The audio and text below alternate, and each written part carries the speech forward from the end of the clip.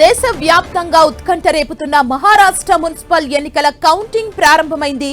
బరిలో నిలిచిన నేతల భవితవ్యం ఈవీఎంలలో నిక్షిప్తమైంది.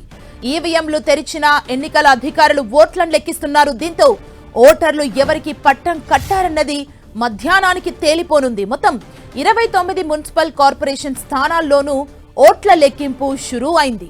ఆయా స్థానాల్లో పోటీ చేసిన అభ్యర్థులు విజయంపై ధీమాగా ఉన్నారు.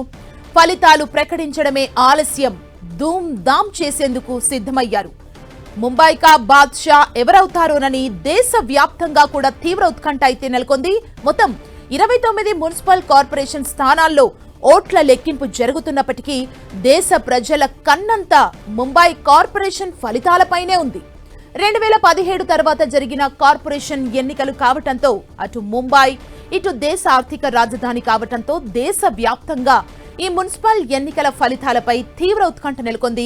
అటు కౌంటింగ్ కేంద్రాల దగ్గర భారీ బందోబస్తు ఏర్పాటు చేశారు ఎన్నికల అధికారులు. గతంలో కంటే ఈసారి తక్కువ శాతం పోలింగ్ నమోదైంది. దీంతో ఈసారి ప్రజలు మరి ఎవరికి పట్టం కట్టారన్న దానిపై ఆసక్తి నెలకొంది.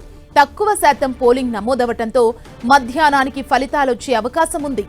బీఎంసీలో 227 స్థానాల్లో 1729 మంది అభ్యర్థులు బరిలో నిలిచారు.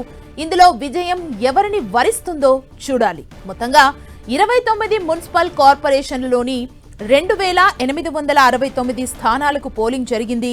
15931 మంది అభ్యర్థులు బరిలో నిలిచారు. 29 మున్సిపల్ కార్పొరేషన్లలో ఎన్నికలు జరిగినప్పటికీ Brihan Mumbai municipal corporation results పై రాష్ట్ర వ్యాప్తంగా ఆసక్తి నెలకొంది.